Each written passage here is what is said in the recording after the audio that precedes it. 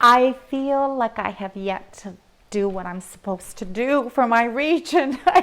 So, what can I tell you? I feel like I've been living in the country that is childhood and the landscape of the imagination. And it's been more of a universal no woman or person's land that I've created in. Like, I believe that now. That changed with the Gravesavers. When I sat down to do the Gravesavers, it was very much, I am going to like try to recreate the texture and feel and experience of what it was like to be me at 12, to go to my grandmother's house at the South Shore of Nova Scotia, which I love. Like, I just so love Nova Scotia. I love the ocean. I loved the ghost stories I grew up with there. I love the shipwreck stories. And so very much it was like I want to retrieve that essence of living on the edge. And I think if there's a defining thing about what it's like to be an Atlantic Canadian, I think we all live on the edge, and I mean that metaphorically, but I also, we do. We live on the edge. We live in sparsely isolated communities mostly, I mean, save for the cities, but even then, we're all edgers. We all live on the edge, which means that the sense of, you know, the expanse of the sea and the sky and life lived on the edge in many ways. We can have nests. We nest. We do. We have communities that mean everything because we are, I think there's a big difference in living in urban center. Halifax is our biggest in Atlantic Canadian. So I think the sense of growing up like on the very edge of Canada puts us somewhere emotionally, spiritually, geographically, that we create from that space. I think we're very, very much people that are influenced by our environment. You know, I'm influenced when I look out every day and I see the river and I see the kayak. I think we are people. Part of who we are is where we live and where we are. And so even if I'm writing Toes in My Nose, there's something in Toes in My Nose that comes from that, you know, but specifically saying, you know, I'm going to write from this landscape in this place. The first time that happened for me was with the Gravesavers. And even then, I didn't want to put handcuffs on myself, I want to say, because I was writing about a historic event that had happened in the 1800s, so it was real, but I didn't want to be too tied in by the history of it. I wanted to have room for my imagination, so I wrote in and out of the research, but more out of it than in it, but I tried to keep some details. But Boulder Basin was obviously Chester Basin, and why didn't I call it Chester Basin? Well, because it happened, the shipwreck happened in Terrence Bay. So I wanted to keep enough of the magical fictional part and integrate that. But when I was writing that, I realized there's another story that I have to tell, and it's about growing up in Moncton, the French and the English influences I had, the Catholic and the Protestant one.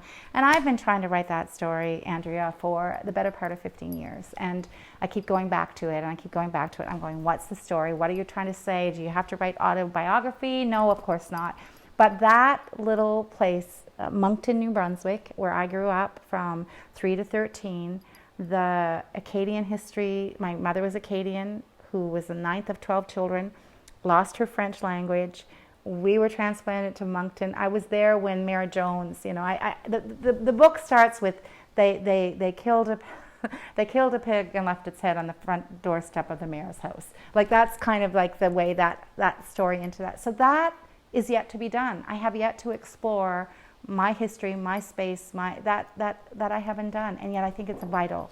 I know I have to do it at some point if I'm going to honor this region and the roots and the history that I have. You know, that quote from, you know, that's because we know you're not staying, you know, I mean, that's something I've actually heard. When I was growing up, my grandmother would take my hand when I'd be in Chester, we'd go to Chester, the village of Chester in the summer, and she lived in the basin, and she'd go, see that person over there? And I go, yeah, and she'd go, they're American. I grew up with that, right? So and I was like, yeah, they're Americans, but like to her, you know, Americans were coming and buying up all our land and that kind of stuff. And I grew up with that, of a very, you know, she was the worst, like, a CFA, you know, that was a person who was a come from away, and that was evil. Like, my grandmother really was that stereotypical. I know it still exists because I still travel in the Maritimes and I still meet a lot of people, and I know there is that. So, but instead of thinking, oh, that's a bad thing about us, I think, well, that's real. That's what it was. And at the same time that I grew up with a grandmother doing that, you know, my mother used to, like, had 2 channels on TV, and my mother would go, oh, turn the channel, because that's one of those Canadian things. CBC TV in the early days, the sound wasn't great, right? And she, oh no, she would prefer that we watch an American show. Well, let's watch Bewitched or something, So I grew up at a time when there was this kind of like, talk about double messages being given about what Canadianism was and what Canadian was. So my grandmother, a fierce regionalist, and my mother kind of also going, there's something more than us, like, quality-wise, we have a ways to go.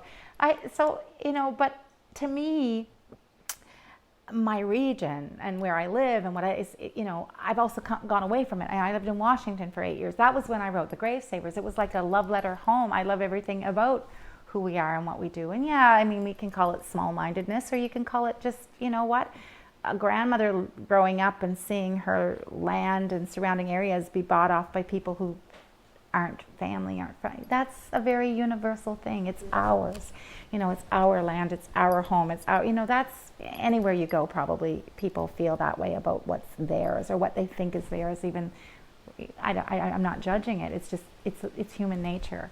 So I hope when I write those kind of things, it is a truth telling, and there is a little bit, I have to admit, of a little bit of thumbing nose. Of course there is a little bit of like, that's who we are. I remember once writing a poem about my cousin from Toronto, and it was this horrible thing about my cousin from Toronto says for sure and not for sure, and it goes on and on like that. And I was like, I grew up with this because my cousin from Toronto was the one who had the nice clothes and sent me the secondhand clothes down in a box. So I think I've gotten over that a long time ago, but there was a sense that where we lived was not good enough, or that people came and took over, and there was all this stuff when I grew up. And so now as an adult, I think it's my chance when you tell a story to tell the truth, to tell a little bit of truth about who we are and what we are and what our prejudices might be, as much as what our good qualities might be. And that's what you're doing. You're telling the truth as you see it. A little corner of the world, a little corner of one person's mind. Not everybody's like Nana Vinegar, but there's still some Nana Vinegars around. Exactly. They keep us honest.